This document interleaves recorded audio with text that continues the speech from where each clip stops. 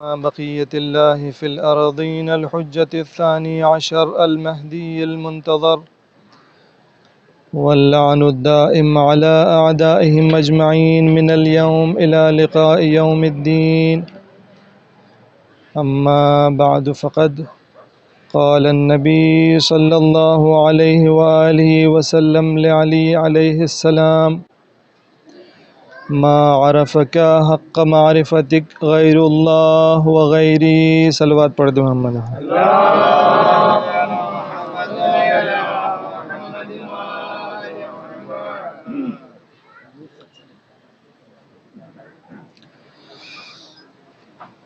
پروردگار عالم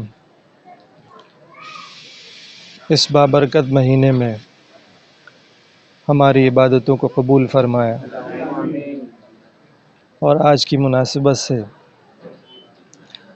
تمام مومنین کی طرف سے اپنے امام وقت کی خدمت میں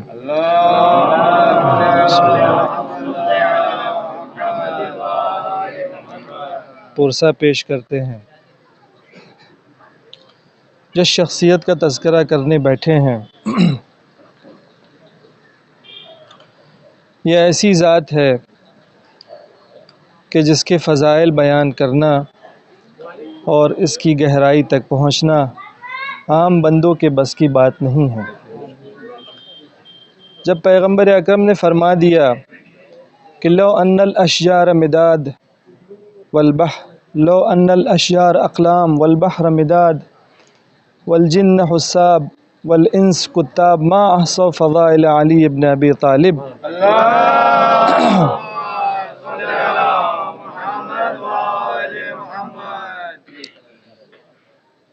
کہ اگر تمام درخت قلم بن جائیں، سمندر سیاہی بن جائیں، تمام جن حساب کریں اور تمام انس مل کر اسے لکھیں تو فضائل علی ابن ابی طالب کو نہیں لکھ سکتے. تو جب وہ زبان کی جس کی زبان پر وحی کے پہرے ہیں کہ جو بولتی ہے تو ما ینطق عن الہوی ان هو الا وحی یوحی، جب ایسی زبان کہہ رہی ہے کہ فضائل علی ابن ابی طالب کو بیان نہیں کیا جا سکتا، تو یقیناً اس کا تذکرہ کرنا اور اس کے فضائل کی گہرائی میں اترنا بہت مشکل مرحلہ ہے. شہید مطہری ایک جگہ لکھتے ہیں کہ علی ابن ابی طالب کو آپ کے زمانے والوں نے نہیں پہچانا، بہت کم لوگوں نے پہچانا، اور آج تک یہ سلسلہ جاری ہے. کیوں نہیں پہچانا؟ کیونکہ علی جیسی ذات زمانے میں نہیں سماتی ہے، وقت کم پڑ جاتا ہے. علی کو پہچاننے کے لیے ایک طویل وقت کی ضرورت ہے کہ علی کو پہچانا جائے. یہی وجہ ہے کہ اتنا عرصہ گزر گیا لیکن پھر بھی آج بھی فضائل علی میں کتابیں لکھی جا رہی ہیں.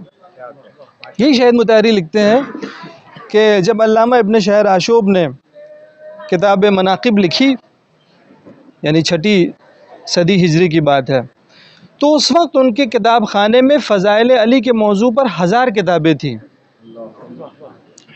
اس وقت 1000 جلد کتابیں فضائل علی کے موضوع پر ان کے کتاب خانے میں موجود تھی. پھر بھی انہوں نے ضرورت محسوس کی کہ ابھی بھی کسر باقی ہے. فضائل علی میں کتاب لکھی اور مشہور کتاب لکھی کہ جس سے محققین اور علماء استفادہ کرتے ہیں، اور وہ سلسلہ آج تک جاری ہے کہ محققین اب بھی بیٹھتے ہیں اور نئے نئے گوشے فضائل علی کے نکالتے ہیں. ابن شہر آشوب نے وہاں اپنی کتاب میں ایک شعر بڑا پیارا لکھا ہے. وقالوا علی علی، لفظ علی کو ہی اس کے مختلف مشتقات استعمال کیے ہیں. وقالوا علی علی قلت لا بل العلا بعلی علی، لوگوں نے کہا کہ علی نے بلندی حاصل کی ہے، میں نے کہا نہیں، بلکہ بلندیوں نے علی کے ذریعے بلندی حاصل کی ہے. اگر علی نہ ہوتے تو ان بلندیوں کو فضیلت کون دیتا؟ اگر علی نہ ہوتے اور عدالت کو دنیا کے سامنے دکھاتے نہیں تو دنیا کو پتہ نہیں چلتا کہ اس عدالت کی گہرائی کتنی ہے. اس عدالت کی بلندی کتنی ہے، یہ عدالت کہاں تک جا سکتی ہے، دنیا نے اس کا مزہ چکھا ہی نہیں تھا، یہ تو علی نے دکھایا ہے کہ عدالت کیسی ہوتی ہے۔ اب اس ذات کا تذکرہ جب ہم کرنے بیٹھے ہیں، تھوڑا سا کچھ امید ہوئی، ایک درود پڑھے محمد وآل محمد پر۔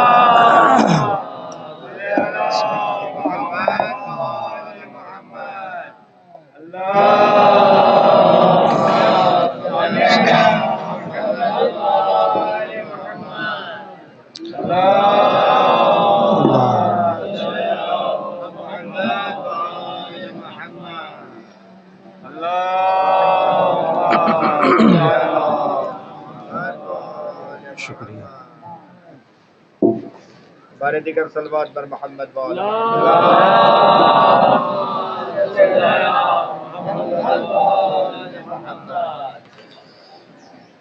فضائل علی کو ہم کیسے سمجھتے ہیں؟ فضائل امام علی کو ہم معمولاً موازنے کی صورت میں سمجھتے ہیں، کمپیریشن کرتے ہیں، مقائسہ کرتے ہیں دوسری شخصیات سے، معمولاً اس طرح سمجھتے ہیں۔ اس طرح ہمیشہ سمجھنا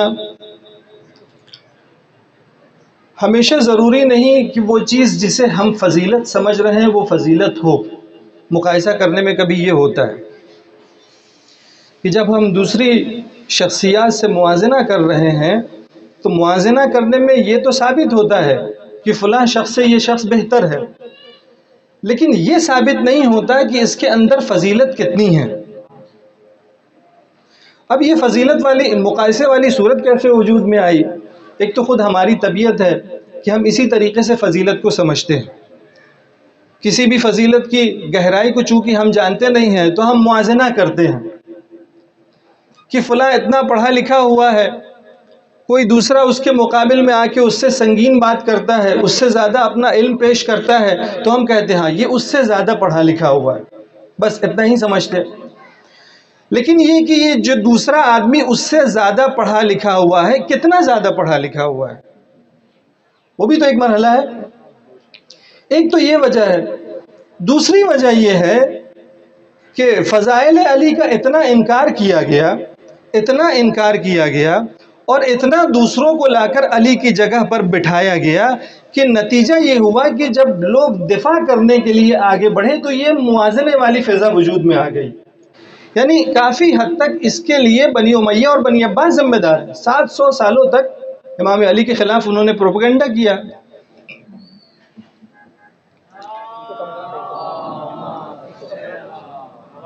آواز ٹھیک ہے ادھر سے؟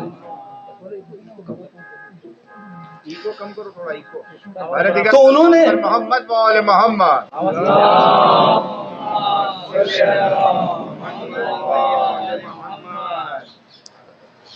تو انہوں نے جب اتنا پروپیگنڈا کیا اور جب مدافعین اہل بیت آگے آئے اور انہوں نے دفاع کیا تو یہ موازنے والی صورت وجود میں آ گئی۔ لیکن اس میں عیب یہ ہے کہ ہمیشہ اس سے صحیح نتیجہ نہیں نکلتا، اور یہ ایسی چیز ہے کہ جس کا رونا اہل بیت نے رویا ہے، امام علی روئے ہیں کہ انزلنی الدہر ثم انزلنی حتی قیل علی و فلاں، کہ مجھے زمانے نے گرا دیا، اتنا گرا دیا کہ مجھے کہا گیا علی اور فلاں کے برابر مجھے رکھا گیا۔ نہج البلاغہ میں امام فرماتے ہیں لا یقاس بنا اہل البیت من هذه الامت احد، اس امت میں کوئی بھی ہمارے مقابل میں نہیں آ سکتا، کسی کا بھی ہم سے موازنہ نہیں ہو سکتا، کسی کو بھی ہمارے سامنے نہیں رکھا جا سکتا۔ یہ اہل بیت نے رونا رویا ہے۔ تو موازنہ کرنے میں یہ خرابی ہوتی ہے کہ بعض اوقات کوئی ممکن ہے ایسی چیز ہماری نظر میں فضیلت بن جائے جو حقیقت میں فضیلت ہے نہیں۔ امام ہادی علیہ السلام نے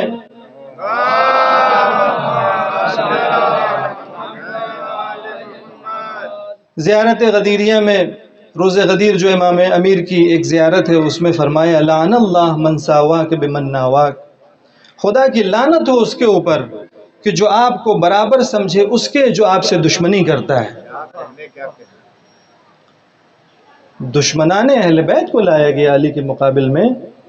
ایک شعر ہے قاسوک ابو الحسن بسواک وحل بالطود یقاس الذر، اے ابو الحسن، اے علی، آپ سے دوسروں کا موازنہ کیا گیا، کیا پہاڑ سے ذرے کا موازنہ ہوتا ہے؟ جن لوگوں کو علی کے مقابل میں لایا گیا تھا وہ تو ذرے بھی نہیں تھے، وہ تو کسی گنتی میں نہیں آتے تھے، لیکن پھر بھی ہمارے سامنے فضا اس طرح کی بنائی گئی کہ ہم ان کو لا کے سامنے رکھتے ہیں اور پھر موازنہ کرتے ہیں اور علی کی فضیلت بیان کرتے ہیں۔ شاید بات واضح نہ ہوئی ہو، دیکھیں مثلا شجاعت کا معاملہ، علی کے اندر کتنی شجاعت تھی، کتنی بہادری تھی۔ اب ہم نے تو یہ دیکھا کہ علی نے مرحب کو پچھاڑا، اندر کو پٹخنی دی، مرحب کے ٹکڑے کیے، در خیبر کو اکھاڑا، ایسا سنگین در کہ جسے کئی لوگ مل کر کھولتے تھے، اس دروازے کو اکھاڑا اور پھینک دیا۔ تو ہمارے نظر میں اتنا تو واضح ہو گیا کہ اس سے زیادہ علی کے اندر بہادری ہے، اس سے اندر توانائی ہے، لیکن اب اس کے اوپر کتنی توانائی ہے وہ کون بتائے گا؟ مرحب و انتر سے زیادہ تو سمجھ میں آ گیا، اس سے آگے کیا مراحل ہیں وہ کیسے سمجھ میں آئیں گے؟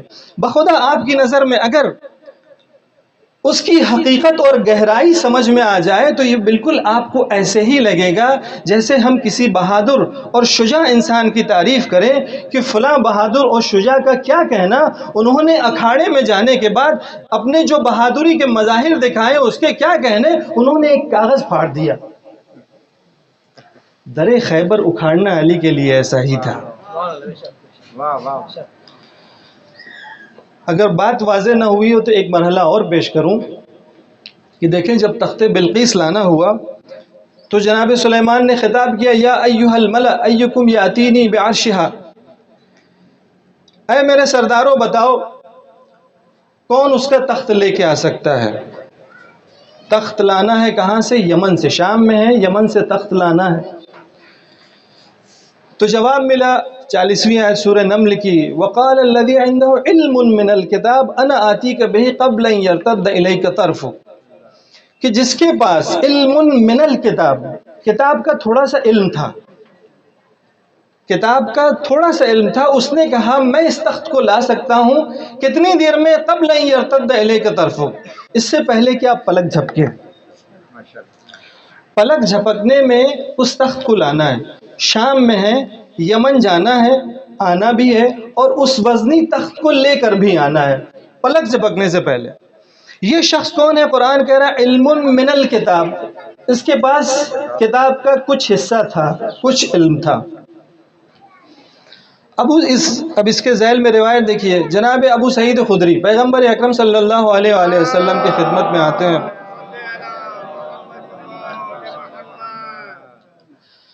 اور سوال کرتے ہیں، یا رسول اللہ کہ قرآن کی اس آیت میں جو کہا گیا ہے علم من الکتاب، کہ جس کے پاس کتاب کا تھوڑا سا علم تھا، کون ہے؟ تو فرمایا یہ میرے بھائی سلیمان ابن داؤد کے وزیر ہیں، یہ جناب سلیمان کے وزیر۔ پھر دوسری آیت بھی پوچھی کہ وہ آیت کی جس میں ارشاد ہوا وَيَقُولُ الَّذِينَ كَفَرُوا لَسْتَ مُرْسَلًا، مشہور آیت ہے، قُلْ كَفَى بِاللَّهِ شَهِيدًا بَيْنِي وَبَيْنَهُ وَمَنْ عِنْدَهُ عِلْمُ الْكِتَابِ، کہ رسالت پر گواہ خدا ہے اور وہ ہے کہ جس کے پاس کتاب کا علم ہے، مکمل کتاب کا علم ہے۔ تو اس سے مراد کون ہے؟ تو آپ نے فرمایا اس سے مراد میرے وصی علی ہیں۔ بات واضح ہوئی کہ دو چیزیں مشابہ پیش کی قرآن نے، علم من الکتاب جس کے پاس ہے اس سے مراد جناب سلیمان کے وصی ہیں، اور جس کے پاس مکمل کتاب کا علم ہے اس سے مراد علی ابن ابی طالب ہے۔ اب آپ موازنہ کیجئے کہ جس کے پاس علم من الکتاب ہے، جس کے پاس کتاب کا تھوڑا سا علم ہے، وہ یمن سے اتنا سنگین تخت اٹھا کر چشمے زدن میں لے آتا ہے۔ اب اگر علی در خیبر کو اکھاڑ دے تو اس میں تعجب کی بات ہے۔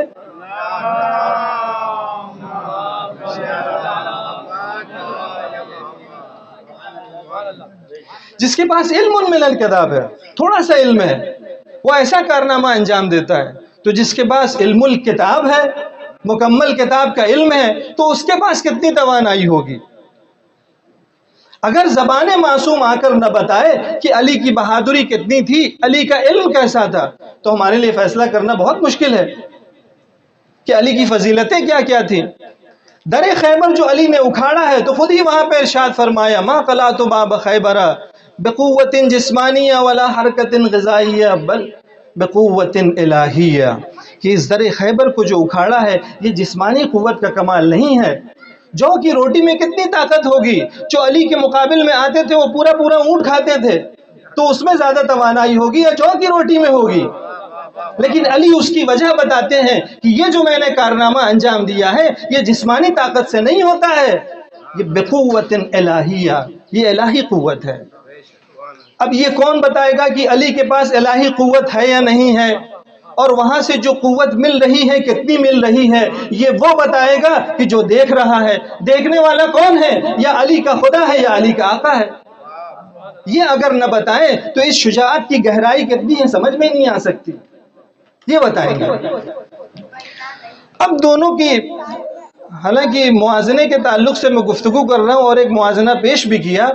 اب دیکھیے کہ جس کے پاس علم من الکتاب تھا اور جس کے پاس علم الکتاب ہے، دونوں کے علم میں فرق کتنا ہے؟ حدیث امام صادق علیہ الصلوۃ والسلام کی،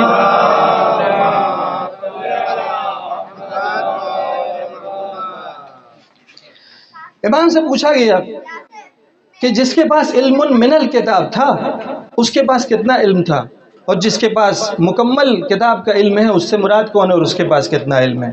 تو امام نے فرمایا کہ دیکھو، اگر مکھی کا پر سمندر کے پانی سے تھوڑا سا مرطوب ہو جائے، تھوڑا سا پانی جو ایک قطرہ بھی نہیں ہوتا ہے، قطرے سے کم ہوتا ہے، اس سے مکھی کا ایک پر اگر مرطوب ہو جائے تو وہ جو پر مرطوب ہوا ہے وہ علم من الکتاب ہے، اور وہ جو پورا سمندر ہے کہ جس کے پانی سے تھوڑا سا وہ مکھی کا پر مرطوب ہوا ہے وہ پورا سمندر علی ابن ابی طالب ہے۔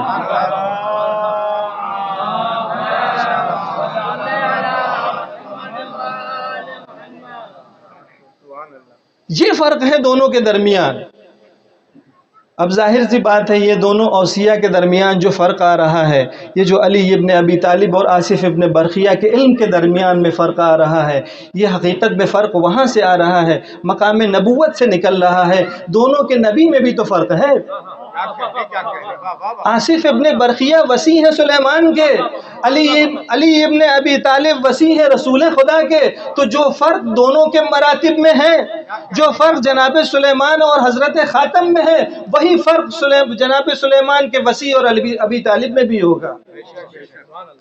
جو فرق ان دونوں کے درمیان ہے وہی فرق علی اور آصف ابن برقیہ کے درمیان میں بھی ہونا چاہیے۔ اسی طریقے سے ہم معمولاً موازنے کے ذریعے سے سمجھتے ہیں۔ اب علم کی بات دیکھیے، بس یہاں پہ میں مثال لے کے آگے بڑھ جاؤں گا کہ علم کی بھی جب ہم بات کرتے ہیں تو علی کے پاس کتنا علم تھا، کہاں سے ہم سمجھیں؟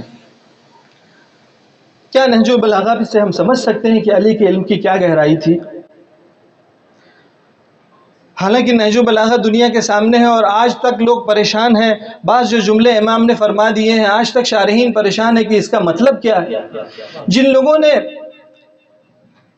اچھی خاصی جلدوں میں، کثیر تعداد جلدوں میں نہج البلاغہ کی شرح لکھی ہے، وہ بھی کہتے ہیں، جیسے شرح ابن ابی الحدید جنہوں نے لکھی، ابن ابی الحدید، وہ الہاکم التکاثر حتی زرتم المقابر کے ذیل میں جو حضرت نے خطبہ دیا ہے، وہ لکھتے ہیں کہ 50 سال سے اس خطبے کو میں اب تک 1000 بار سے زیادہ پڑھ چکا ہوں، اور جب بھی پڑھتا ہوں اس میں کوئی نئے گوشہ نکلتا ہے۔ تو گرچہ نہج البلاغہ نے اپنی عظمت کو دنیا کے سامنے ظاہر کر دیا ہے، لیکن پھر بھی یہ علم علی کی حد نہیں ہے، کیونکہ جب انسان کسی دوسرے انسان سے گفتگو کرتا ہے تو اس کا قاعدہ یہ ہوتا ہے کہ کلم الناس علی قدر عقولہم، لوگوں سے بات کرو ان کی عقلوں کے اعتبار سے۔ تو علی جن لوگوں کے درمیان میں گفتگو کر رہے ہیں وہ گفتگو ان کے حساب سے کریں گے، اپنی سطح پہ آ کر نہیں کریں گے، کیونکہ اگر وہ اپنی سطح پہ آ کر بول دیں تو لوگ سمجھ نہیں سکتے، تو لوگ سمجھ سکیں اس لیے ان کے حساب سے گفتگو کریں گے۔ یا دعوی سلونی آپ دیکھ لیجئے کہ امام نے دعوی سلونی کیا، تو کیا اس سے ہم سمجھ سکتے ہیں کہ علی کے علم کی کیا گہرائی ہے؟ دعوی سلونی تاریخ میں کسی اور کے اوپر جچا نہیں ہے۔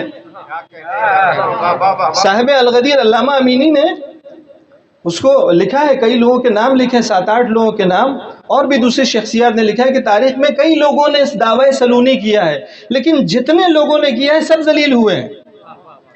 کیونکہ بعد میں جب سوالات کی باری آئی ہے تو پھر پول کھل گئی، تو انہیں رسوائی اٹھانی پڑی۔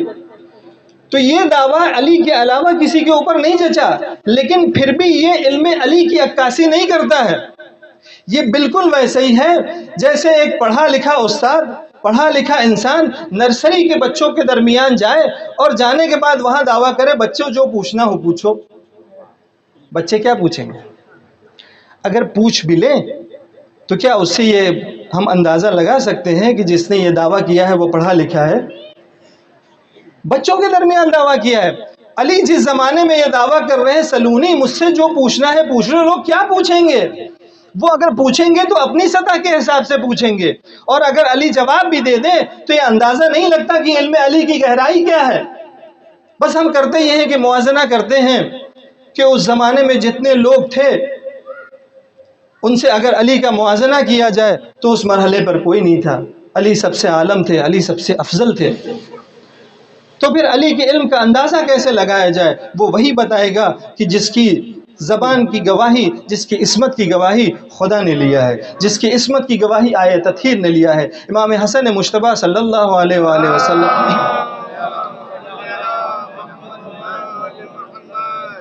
مولا کی شہادت کے بعد، تدفین کے بعد دوسرے دن خطبہ ارشاد فرماتے ہیں اور فرماتے ہیں کہ دیکھو لقد فارقکم بالامس رجل لم يسبقه الاولون بعلم ولم يدركه الاخرون۔ بس اتنا سمجھ لو علم علی کے باب میں کہ جو شخص کل تمہارے درمیان سے گیا ہے، جو شخص کل جو تمہارے درمیان سے گیا ہے، نہ اس سے پہلے علم میں اس کے جیسا کوئی آیا تھا نہ اس کے بعد کوئی آیا۔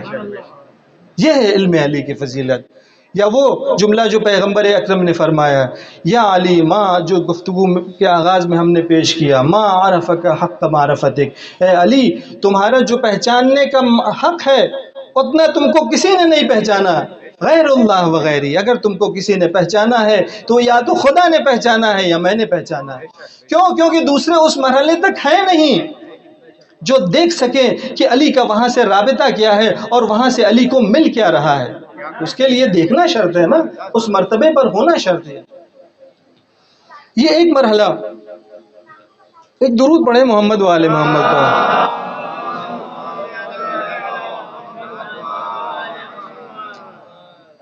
وقت ہمارے پاس کتنا ہے؟ 5:45 ہو رہا ہے۔ پر محمد وآل محمد۔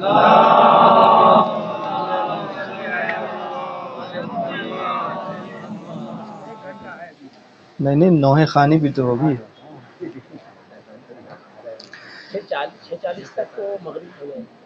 جی کوشش کرتے ہیں کچھ بیچ کا راستہ نکالنے کا۔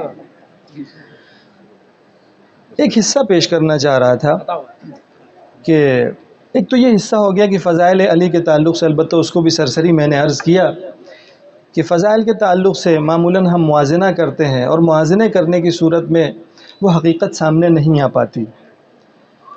فضائل علی بیان کرنے کا حق اسے ہے کہ جو اس مرحلے پر ہے، جو دیکھ رہا ہے کہ وہ فضائل کہاں سے آ رہے ہیں، اس کی گہرائی کیا ہے۔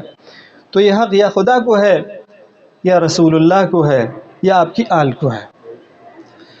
ایک اور مرحلہ اسی کے ذیل میں عرض کرنا چاہ رہا تھا کہ دیکھیں دنیا کی نظر سے اگر دیکھیں، بعض چیزیں یہ ان موارد میں سے ہے کہ علی نے ان چیزوں کو فضیلت بخشی ہے۔ ابھی پیش جب کروں گا تو آپ ملاحظہ فرمائیں گے کہ دنیا کی نظر سے اگر ہم دیکھیں تو بعض چیزیں ایسی فضیلت علی میں شامل ہوئی ہیں کہ جس کو دنیا فضیلت شمار نہیں کرتی، اور اگر آپ غور کریں تو آپ کو محسوس ہوگا جیسے پہلی بار علی نے اس چیز کو فضیلت بخشی ہے۔ حدیث ملاحظہ فرمائیں۔ جناب اسبغ بن نباتہ عرض کرتے ہیں کہ سمعت عمار ابن یاسر، میں نے عمار ابن یاسر کو فرماتے ہوئے سنا کہ وہ کہہ رہے تھے قال رسول اللہ لعلی، پیغمبر اکرم نے حضرت علی سے خطاب کیا اور فرمایا یا علی ان اللہ قد زینک بزینۃ لم یزین العباد بزینۃ احب الی اللہ منہا، خداوند متعال نے تمہیں زینت بخشی ہے، زینت بخشی ہے یعنی علی کی فضیلت ہے، علی کے حسن میں اضافہ کر رہی۔ کیا چیز؟ ایسی چیز سے زینت بخشی ہے کہ جس سے اپنے بندوں کو، اپنے کسی بھی بندوں کو زینت نہیں بخشی ہے. یہ ایسی خصوصی فضیلت ہے جو علی کو ملی ہے. اب ابتدا میں ایک دو موارد ہے اس سے درگزر کرتا ہوں، لیکن ملاحظہ فرمائیں کہ زینک بالزہد فی الدنیا، خداوند متعال نے تمہیں دنیا کے تعلق سے زاہد بنایا ہے، دنیا کی طرف رغبت نہیں ہے. لا تزرع منہا شیئا، نہ تم نے دنیا سے کوئی چیز حاصل کی، ولا تزرع منک شیئا، اور نہ دنیا تم سے کوئی چیز حاصل کر سکے. اور جو حصہ میں پیش کرنا چاہ رہا تھا یہ دیکھیے، پیغمبر فرماتے ہیں وَوَهَبَ لَكَ حُبَّ الْمَسَاكِينِ، کہ خدا نے تمہیں زینت بخشی ہے، علی کی زینت. ہم سے کہا گیا ہے کہ اپنی مجلسوں کو زینت بخشو ذکر علی سے. علی کو زینت دی گئی کس چیز کے ذریعے سے؟ کہ علی کے دل میں فقراء اور مساکین کی محبت رکھی گئی ہے. یہ وہ چیز ہے کہ دنیا اسے فضیلت شمار نہیں کرتی، اسے خدا فضیلت شمار کر رہا ہے علی کے لیے، تو کتنی بڑی بات ہوگی. اور یہ علی کی زندگی میں اتنی اہمیت رکھتی ہے کہ جاتے جاتے اپنے بیٹے کو وصیت کی، بیٹا حب الفقراء و مجالستہم، کہ فقراء سے محبت رکھنا، ان کے ساتھ اٹھنا بیٹھنا. اور امام علی کی زندگی کو، پوری زندگی کو آپ دیکھ لیجئے، شروع سے آخر تک آپ کو یہ چیز بارہا نظر آئے گی کہ امام علی نے خصوصی طور پر فقراء اور یتیموں اور مسکینوں کے لیے اہتمام کیا ہے. زندگی میں ایک ٹائم ٹیبل بنایا، خصوصی توجہ کی ہے، البتہ اس طریقے سے نہیں جس طرح ہم کرتے ہیں. یعنی ہمارے معاشرے میں بھی ایک توجہ ہے، لیکن امام نے جو توجہ کی ہے وہ عزت و احترام کے ساتھ، کرامت انسانی کا خیال رکھا ہے. ہمارے جیسے نہیں ہے کہ اگر کسی کو ہم دیتے ہیں تو 50 جگہ بتاتے ہیں. ماہ رمضان آتا ہے تو مولانا صاحب کو فون کرتے ہیں، مولانا صاحب ذرا ماہ رمضان آیا ہے، راشن تقسیم کرنا ہے، تقسیم کر دیجئے، اور اگر ممکن ہو ذرا تو راشن کے ساتھ غریبوں کی فوٹو بھی بھیج دیجئے گا. یہ طریقہ ہوتا ہے بانٹنے کا، یہ کرامت انسانی ہے. علی رات کی تنہائی میں جاتے تھے، کسی کو پتہ نہ چلے کہ کس نے کس کو کیا دیا. اور یہاں ہم علی کے چاہنے والے بیٹھ کر ماہ رمضان میں اناج تقسیم کرتے ہیں تو اس انداز سے کہ غریبوں کو صف میں کھڑا کرتے ہیں، پھر ان کی فوٹو لیتے ہیں، اس غریب کو پتہ نہیں اس کی فوٹو کہاں کہاں استعمال ہوگی. یہ طریقہ ہوتا ہے. امام علی نے اس کا خصوصی اہتمام کیا ہے. اور اس ذیل میں جو روایتیں ہیں واقعاً عجیب و غریب ہیں. روایت میں ملتا ہے کہ کہیں سے حلوان اور ہمدان، وہاں سے کچھ شہد اور کچھ انجیر وغیرہ آئے تھے، تو امام نے یتیموں کو بلایا، مسکینوں کو جمع کیا اور ان کے لیے کھول دیا، آزاد چھوڑ دیا کہ لو جسے جتنا چاہیے لے لے. اور خود اپنے ہاتھوں سے یتیموں کو کھلا رہے تھے، یتیموں کو شہد چٹا رہے تھے. اس کے بعد جو روایت کا جملہ ہے، ابھی طفیل لکھتے ہیں کہ میں نے دیکھا کہ جس محبت کے ساتھ امام یتیموں اور مسکینوں کو شہد کھلا رہے تھے، یہ محبت دیکھنے کے بعد بعض صحابیوں نے کہا لَوَدِدْتُ إِنِّي كُنْتُ يَتِيمًا، اے کاش میں بھی یتیم ہوتا. یعنی آپ سوچئے کہ ایک انسان سے کتنی انسان محبت دیکھے. بھئی ماں باپ کی محبت سب سے اوپر ہوتی ہے نا. ماں باپ کی محبت کو نظر انداز کر کے انسان کے دل میں یہ خواہش پیدا ہو کاش میرے ماں باپ بھی مر جائیں، ان کی جگہ علی لے لیں. یعنی کتنی محبت علی یتیموں سے کرتے تھے کہ اس طرح کی خواہش انسان کے ذہن میں پیدا ہوتی تھی کاش میرے ماں باپ بھی مر جائیں. علی فخر کرتے تھے، انا الہادی انا المہتدی، میں ہادی ہوں، میں مہتدی ہوں. انا ابو الیتامى والمساکین، میں یتیموں کا باپ ہوں، میں مسکینوں کا باپ ہوں. انا زوج الارامل، میں بیواؤں کا سہارا ہوں. فخر کی بات تھی علی کے لیے. اور اگر خبر لگ جاتی تھی کہ کسی کے گھر میں کوئی مشکل ہے، کوئی پریشانی ہے، کوئی بیوہ ہے، کوئی یتیم ہے، اور وہاں کھانے پینے کا صحیح انتظام نہیں ہے، تو رات بھر علی سکون سے سوتے نہیں تھے. گفتگو کے آخر میں ایک یہ واقعہ پیش کروں کہ امام علی کو خبر لگی کہ ایک فیملی ہے جو بے سہارا ہے، یتیم بچہ ہے اس گھر میں، اور فقر و فاقہ ہو رہا ہے. امام کو خبر لگی کہ ماں نے بچوں کی تسلی کے لیے پانی چولہے پہ چڑھا دیا ابالنے کے لیے تاکہ بچوں کو تسلی ہو. جیسے وہ شعر مشہور ہے نا، بچے فریب کھا کے چٹائی پہ سو گئے، ایک ماں ابالتی رہی پتھر تمام رات. بالکل ایسا ہی منظر. امام کو خبر لگی، امام نے گھر سے اناج وغیرہ اٹھایا اور جناب قمبر کے ساتھ چل دیا. جناب قمبر نے ہاتھ آگے بڑھایا، مولا مجھے دے دیجئے، میں لے چلتا ہوں. امام نے اشارہ کیا، میں لے چلتا ہوں. کوئی گفتگو ہوئی نہیں. وہاں پہنچے, وہاں جانے کے بعد جو ہے مولا اپنے دست شفقت سے خود یتیموں کو کھلا رہے ہیں, انہیں خوش کرنے کی کوشش کر رہے ہیں, یہاں تک کہ مولائے کائنات چارپایا بن کر گوسفند بن کر گھر کا چکر لگا رہے ہیں. آپ سوچ سکتے ہیں کہ جو اس مرحلے پر ہو, جو اس مرتبے پر فائز ہو, وہ اس یتیم کے سامنے اس طریقے سے چوپایا بن کے گھوم رہا ہے اور پھر بکریوں کے جیسے آواز نکال رہے ہیں. جب وہاں سے فارغ ہو کر نکلے ہیں تو جناب قمبر نے کہا مولا 2 سوال میرے ذہن میں, ایک کا جواب مجھے معلوم ہے, ایک کا جواب مجھے آپ سے چاہیے.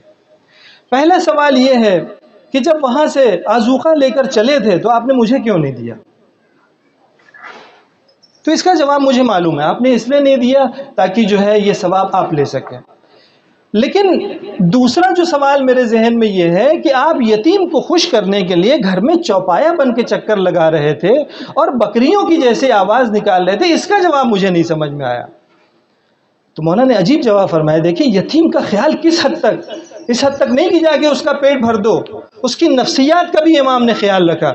امام نے فرمایا دیکھو جب اس گھر میں داخل ہوئے تھے تو ان بچوں کے ساتھ 2 مشکل تھی. پہلی پرابلم یہ تھی کہ ان کے پیٹ خالی تھے, دوسری مشکل یہ تھی کہ ان کا دل مزمحل تھا, مغموم تھا. ہم نے آذوقے کے ذریعے سے ان کا پیٹ تو بھر دیا, ان کے دل میں خوشی کہاں سے؟ اس خوشی کا بھی تو انتظام ہونا چاہیے. تو امام نے اس بچوں کو خوش کرنے کے لیے بکریوں کی آواز نکالی تھی کہ ہم نے آذوقے کے ذریعے سے ان کا پیٹ بھرا ہے اور ان آوازوں کے ذریعے سے ان بچوں کے چہرے پر مسکراہٹ آ جائے. علی نے اس کے لیے یہ کام کیا. یہ ایسی فضیلت ہے علی کی کہ اگر اس کی گہرائی تک انسان پہنچ جائے تو یہ انسان کو دیوانہ بناتی ہے. پھر جو علی کا گرویدہ بن جاتا ہے وہ پھر در علی سے ہٹنے کو تیار نہیں ہوتا, کیونکہ یہ ایسی فضیلت ہے, اسے تو دنیا فضیلت نہیں سمجھتی, لیکن یہ ایسی فضیلت ہے کہ جسے خداوند متعال نے خصوصی طور پر علی کے لیے فضیلت بنایا ہے. اور اس پر اس طریقے سے علی نے خوش اسلوبی کے ساتھ عمل کیا ہے اور اس کی لاج رکھی ہے کہ دنیا جب اس کی گہرائی میں اترتی ہے تو دیکھتی ہے کیسا انسان تھا کہ جب میدان رزم میں آتا تھا تو بڑے بڑے پہلوانوں کی پنڈلیاں کانپنے لگتی تھی, لیکن یہی علی جب یتیموں کے سامنے کھڑا ہوتا ہے تو اس کی پنڈلیاں کانپتی ہے. ایک استاد کے بقول کہ وہ علی جس کی شجاعت و بہادری کے ہم نے اتنے قصے سن رکھے ہیں, اس کی 2 کمزوری تھی. ایک کمزوری تو وہ تھی کہ جب وہ مصلی عبادت پر اپنے خدا کے سامنے کھڑا ہوتا تھا تب علی گڑ گڑاتا تھا. دوسری کمزوری یتیم کے آنسو تھے. جب یتیموں کے سامنے علی کھڑا ہوتا تھا تو یہ بہادر علی اس کے پیر کانپنے لگتے تھے. یہ دیوانہ بناتی ہے. جناب عدی ابن حاتم مولا کی شہادت کے بعد حاکم شام نے گرفتار کیا. یہ پیش کرنا چاہتا ہوں کہ آدمی کیسا پھر دیوانہ ہو جاتا ہے, کیسا عاشق بن جاتا ہے. گرفتار کر لیا حاکم شام نے اور پوچھا اور کہا کہ تمہارے بچے کیا ہوئے؟ کہا میرے بچے علی کے ساتھ جنگ میں مارے گئے, میں نے علی کے ساتھ جنگ میں بھیجا تھا, شہید ہو گئے. تو حاکم شام نے کہا کہ علی نے انصاف نہیں کیا, علی نے تمہارے بچوں کو جنگوں میں آگے بڑھا دیا, تمہارے بچے مارے گئے, علی کے بچے زندہ ہیں. تو عدی ابن حاتم نے جواب دیا کہ یہ بات تم غلط کہہ رہے ہو, انصاف میں نے نہیں کیا. یہ حق نہیں ہے کہ علی نے میرے ساتھ انصاف نہیں کیا, علی کے بچے زندہ ہیں, میرے بچے مارے گئے, بلکہ انصاف تو یہ ہے کہ میں کیسے زندہ ہوں اور میرا مولا اس دنیا سے گزر گیا. پھر اس حاکم نے کہا اچھا علی کی فضیلتیں تم بتاؤ. انہوں نے علی کی فضیلتیں گنانا شروع کیا, علی ایسے تھے, علی ویسے تھے, علی ویسے تھے. جب حاکم شام نے محسوس کیا کہ شدت محبت کا عجیب عالم ہے تو یہ سوال کیا, عجیب سوال کیا, یہ بتاؤ کہ جب تم اپنے آقا سے اتنی محبت کرتے ہو تو ابھی تمہارا کیا عالم ہے؟ ابھی تم کس طرح زندہ ہو علی کے بغیر؟ خدا کی قسم عجیب جملہ کہا اس وقت میں علی کے بغیر اس طرح سے زندہ ہوں جیسے کسی ماں کی آغوش میں جوان سال بچہ ذبح کر دیا گیا ہو. جس طرح وہ ماں اپنے بچے کے غم میں تڑپتی ہے اور اس کا آنسو کبھی خشک نہیں ہوتا ہے, اسی طریقے سے میں علی کی محبت میں تڑپتا ہوں, اتنی محبت کرتا ہوں. یہ کیفیت اس وقت آتی ہے جب اس گہرائی میں اترتا ہے, سمجھتا ہے اور اس خلوص کو سمجھتا ہے جو علی کے اندر ہے, تو پھر اس کے بغیر رہ نہیں سکتا, زندگی نہیں گزار سکتا. ہاں عزیزان محترم, آج ہم جس شخصیت کا تذکرہ کرنے بیٹھے ہیں، عجیب شخصیت تھی، پیغمبر اکرم کے بعد 29 سال گزارا ہے اور ایک طویل عرصے سے شوق شہادت میں زندگی گزار رہے ہیں۔ 63 سال عمر ملی ہے، یعنی بڑھاپا آ گیا ہے، داڑھیوں میں چاندی اترنے لگتی ہے، سفیدی کے آثار نمایاں ہونے لگتے ہیں۔ حضرت سے کہا جاتا ہے مولا آپ تو پیغمبر اکرم کی سیرت پر قدم بقدم چلتے تھے، یہاں تک کہ ایک جنگ میں امام کی خدمت، امام علی کی خدمت میں ایک غذا پیش کی گئی، ایک مٹھائی پیش کی گئی شیرینی، کہ مولا لیجئے تناول فرمائیے، تو مولا نے منع کر دیا۔ تو پیش کرنے والے نے کہا کیوں مولا، حرام غذا تو ہے نہیں؟ تو مولا نے کہا ہاں حرام غذا نہیں ہے، لیکن میں نے اپنے آقا کو کبھی کھاتے ہوئے نہیں دیکھا یار، چونکہ میرے آقا نے کبھی اسے ہاتھ نہیں لگا اس لیے میں بھی نہیں کھا سکتا۔ اس طرح امام پیروی کرتے تھے۔ تو لوگوں نے کہا مولا آپ کی عمر بڑھ گئی ہے، داڑھی سفید ہو گئی ہے، آپ اپنے آقا کی ہو بہو پیروی کیا کرتے تھے، قدم بقدم پیروی کرتے تھے، تو رسول خدا کی سنت یہ تھی کہ آپ خضاب کرتے تھے، آپ اپنی داڑھی کو رنگین کیا کرتے تھے، مولا آپ اپنی داڑھی میں خضاب کیوں نہیں کرتے؟ تو فرمایا کرتے تھے میرے آقا نے مجھ سے وعدہ کیا ہے، میں اس وعدے کا انتظار کر رہا ہوں، میرے آقا نے مجھ سے وعدہ کیا تھا تخضب هذه من هذه، یہ داڑھی اس سر کے خون سے رنگین ہوگی، میں اس مرحلے کا انتظار کر رہا ہوں۔ علی اس وقت کا انتظار کر رہے ہیں کب وہ دن آئے گا کہ جس دن میں اپنے رب سے ملاقات کروں گا، اپنے آقا سے ملاقات کروں گا۔ عزیزان محترم، علی گھر سے نکلتے ہیں، علی گھر سے نکلتے ہیں، کبھی بیٹی روکتی ہے بابا نہ جائیے، کبھی دروازے کی کڑی روکتی ہے مولا نہ جائیے، کبھی مرغابیاں آگے راستہ روک لیتی ہے مولا نہ جائیے، دنیا کی ہر چیز کہہ رہی ہے مولا نہ جائیے، لیکن کوئی علی کے دل سے پوچھے کہ علی کو کیا چاہیے تو شاید مولا جواب دے کہ میری تو مرضی یہ ہے، میں جانا چاہتا ہوں کیونکہ میں اس مرحلے کا ایک طویل مدت سے انتظار کر رہا ہوں۔ تمہیں پتا ہے میری مصیبتوں کا آغاز کب سے ہوا ہے؟ میری مصیبتوں کا آغاز اس وقت سے ہوا ہے جب دختر نبی نے یہ مرثیہ پڑھا تھا، صبت علی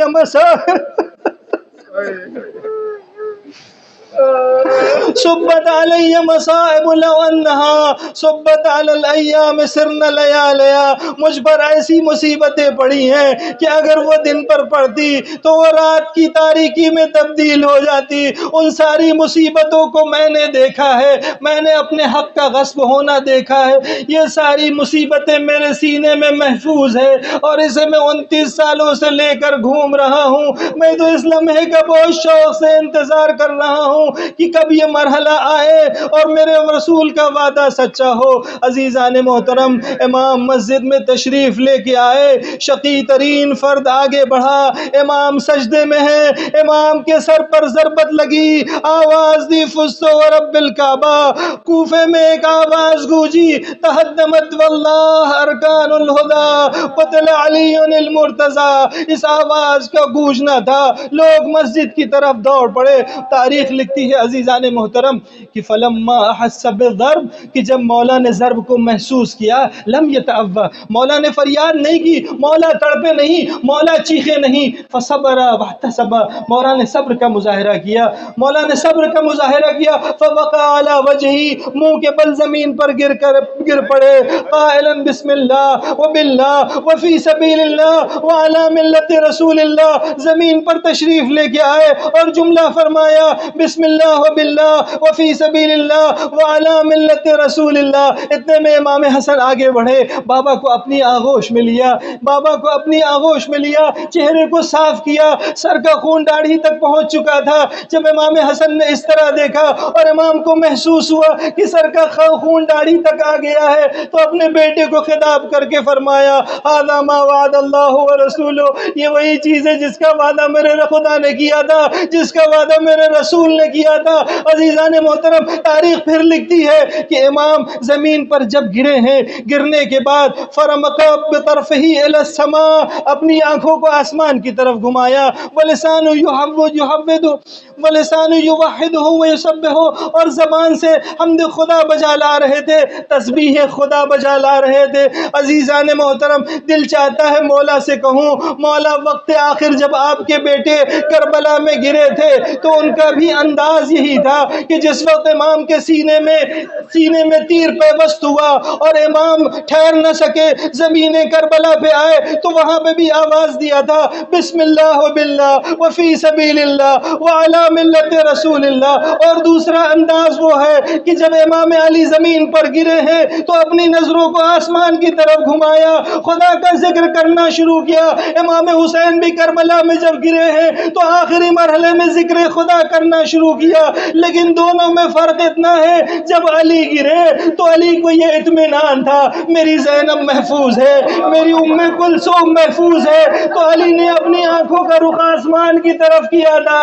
لیکن جب حسین گرے تھے تو اب خیام میں کوئی مرد نہ بچا تھا۔ زیارت ناہیہ کہتی ہے تدیر طرفا خفیا الی رحلک و بیتک، چونکہ اطمینان نہیں تھا تو ذکر خدا تو کر رہے تھے مگر نظر خیموں کی طرف۔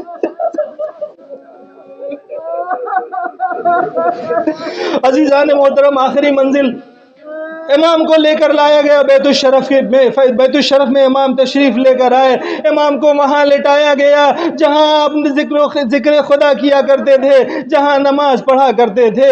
جب دیکھا امام نے کہ بچے رو رہے ہیں، امام حسن رو رہے ہیں، امام حسین رو رہے ہیں، دونوں کو نصیحت کی بیٹا یہ مصیبت تو آنی ہی ہے، یہ ہماری میراث ہے، بیٹا صبر کرو، خدا ہمارے ساتھ ہے۔ حسن کو نصیحت کر کے خاموش کرا دیا گیا، حسین کو نصیحت کر کے مولا نے خاموش کر دیا۔ مگر تھوڑی دیر بعد جب بیٹیاں آئیں، ایک بیٹی اس طرف دوسری بیٹی اس طرف، بیٹیوں نے جب باپ کا حال دیکھا اور بیٹیوں نے جب رونا شروع کیا تو وہ علی جو اب تک اپنے بیٹوں کو سمجھا رہے تھے بچوں صبر کرو، شہادت ہماری میراث ہے، وہ علی بیٹیوں کا رونا جب دیکھتے ہیں تو خود بلند آواز سے میں کہوں گا مولا آپ کو اپنی بیٹیوں کا رونا دیکھا نہ گیا، مولا ذرا کربلا میں آئیے، زینب و ام کلثوم ہیں، فریاد کرتی ہیں وا محمدا وا علیہ۔